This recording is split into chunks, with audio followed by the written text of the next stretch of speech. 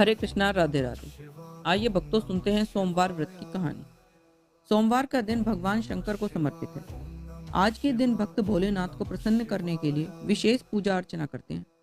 कुछ लोग आज के दिन व्रत भी रखते हैं ताकि शिव की विशेष कृपा प्राप्त हो सके। बाबा भोलेनाथ के आशीर्वाद के लिए आप भी सोमवार का व्रत कर रहे हैं तो शिव व्रत कथा को पढ़कर या सुनकर इस उपवास को पूरा करें। नारद पुराण के अनुसार सोमवार व्रत में व्यक्ति को प्रातः स्नान करके शिवजी को जल और बेलपत्र चढ़ाना चाहिए। शिव गौरी की पूजा करनी चाहिए। शिव पूजन के बाद सोमवार व्रत कथा सुननी चाहिए। इसके बाद केवल एक ही समय भोजन करना चाहिए। साधारण रूप से सोमवार का व्रत दिन के तीसरे तक होता है, मगर शाम तक रखा गया व्रत अधिक फलदायी होता है। सोमवार व्रत 3 प्रकार का होता है: प्रति सोमवार व्रत, सौम्य प्रदोष व्रत और 16 सोमवार का व्रत। इन सभी व्रतों के लिए एक ही विधि है। एक समय की बात है, किसी नगर में एक साहूकार रहता था। उसके घर में धन की कोई कमी नहीं थी, लेकिन उसकी कोई संतान नहीं थी। इस कारण वह बहुत दुखी था। पुत्र प्राप्ति के लिए प्रत्येक सोमवार व्रत रखता था और पूरी श्रद्धा के साथ शिव मंदिर जाकर भगवान शिव और पार्वती जी का पूजन करता था। उसकी भक्ति देखकर एक दिन माँ पार्वती प्रसन्न हो गई। भगवान शिव से उस साहूकार की मनोकामना पूर्ण करने का आग्रह किया। पार्वती जी की इच्छा अनुसार भगवान शिव ने कहा कि हे पार्वती, इस संसार में हर प्राणी को उसके कर्मों का फल मिलता है और जिसके भाग्य में जो हो उसे भोगना ही पड़ता है। लेकिन पार्वती जी ने साहूकार की भक्ति का मान रखने के लिए उसकी मनोकामना पूर्ण करने की इच्छा जताई। माता पार्वती के आग्रह पर शिवजी ने साहूकार को पुत्र प्राप्ति का वरदान तो दिया, लेकिन साथ ही यह भी कहा उसके बालक की आयु केवल 12 वर्ष होगी। माता पार्वती और भगवान शिव की बातचीत को साहूकार सुन रहा था। उसे न तो इस बात की खुशी थी और न ही दुख। वह पहले की भांति शिवजी की पूजा करता रहा। कुछ समय के बाद साहूकार के घर एक पुत्र का जन्म हुआ। जब वह बालक 11 वर्ष का हुआ तो उसे पढ़ने के लिए काशी भेज दिया गया।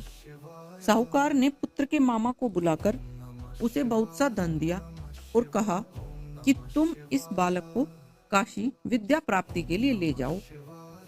मार्ग में यज्ञ कराना, जहां भी यज्ञ कराओ वहां ब्राह्मणों को भोजन कराते और दक्षिणा देते हुए जाना। दोनों मामा और भांजे इस तरह यज्ञ कराते और ब्राह्मणों को दान दक्षिणा देते काशी की ओर चल पड़े। रात में एक नगर पड़ा जहां नगर के राजा की कन्या का विवाह था, लेकिन जिस राजकुमार से उसका विवाह होने वाला था वह एक आंख से काना था। राजकुमार के पिता ने अपने पुत्र के काना होने की बात को छुपाने के लिए एक चाल चली। साहूकार के पुत्र को देखकर उसके मन में एक विचार आया। उसने सोचा, क्यों न इस लड़के को दूल्हा बनाकर राजकुमारी से विवाह करा दूं। विवाह के बाद इसको धन देकर विदा कर दूंगा और राजकुमारी को अपने नगर ले जाऊंगा। लड़के को दूल्हे के वस्त्र पहनाकर राजकुमारी से विवाह कर दिया गया। लेकिन साहूकार का पुत्र ईमानदार था। उसे यह बात न्याय संगत नहीं लगी। उसने अवसर पाकर राजकुमारी की चुन्नी के पल्ले पर लिखा कि तुम्हारा विवाह तो मेरे साथ हुआ है, लेकिन जिस राजकुमार के संग तुम्हें भेजा जाएगा वह एक आंख से काना है और मैं तो काशी पढ़ने जा रहा हूँ। जब राजकुमारी ने चुन्नी पर लिखी बातें पढ़ी तो उसने अपने माता पिता को यह बात बताई।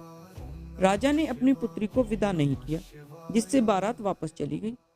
दूसरी ओर साहूकार का लड़का और उसका मामा काशी पहुंचे। वहां जाकर उन्होंने यज्ञ किया।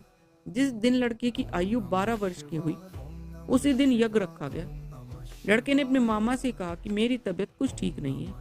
मामा ने कहा कि तुम अंदर जाकर सो जाओ। शिवजी के वरदान के अनुसार कुछ ही देर में उस बालक के प्राण निकल गए। मरे हुए भांजे को देखकर उसके मामा ने विलाप करना शुरू कर दिया। संयोगवश उसी समय शिवजी और माता पार्वती उधर से जा रहे थे। पार्वती ने भगवान से कहा, स्वामी, मुझे इसके रोने के स्वर सहन नहीं हो रहे हैं। आप इस व्यक्ति के कष्ट को अवश्य दूर करें।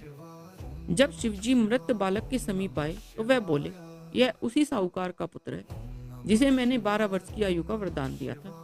अब इसकी आयु पूरी हो गई है।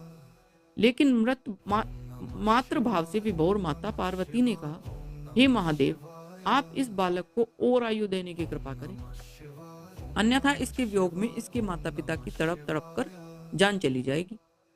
माता पार्वती के आग्रह पर भगवान शिव ने उस लड़के को जीवित होने का वरदान दिया। शिव जी की कृपा से वह लड़का जीवित हो गया। शिक्षा समाप्त करके लड़का मामा के साथ अपने नगर की ओर चल दिया। दोनों चलते हुए उसी नगर में पहुंचे जहां उनका विवाह हुआ था। उस नगर में भी उन्होंने यज्ञ का आयोजन किया। उस लड़के के ससुर ने उन्हें पहचान लिया, महल में ले जाकर उनकी खातिरदारी की और अपनी पुत्री को विदा किया। इस तरह साहूकार और उसकी पत्नी भूखे प्यासे रहकर बेटे की प्रतीक्षा कर रहे थे। उन्होंने प्रण कर रखा था कि यदि उन्हें अपने बेटे की मृत्यु का समाचार मिला तो वह भी प्राण त्याग देंगे, परंतु अपने बेटे के जीवित होने का समाचार पाकर वे बेहद खुश हुए। उसी रात भगवान शिव ने व्यापारी के स्वप्न में आकर कहा, हे श्रेष्ठी, मैंने तेरे सोमवार के व्रत करने और व्रत कथा सुनने से प्रसन्न होकर तेरे पुत्र की लंबी आयु प्रदान कर दी। इसी प्रकार जो कोई सोमवार का व्रत करता है या कथा सुनता है या पढ़ता है, उसके सभी दुख दूर होते हैं और समस्त मनोकामनाएं पूरी होती हैं। भगवान शिव की जय। हरे कृष्णा, राधे राधे। अगर आपको मेरी ये वीडियो अच्छी लगी हो तो इसे लाइक, शेयर और सब्सक्राइब कीजिए और ऐसी ही वीडियो देखने के लिए मेरे चैनल को सब्सक्राइब करना ना भूलें।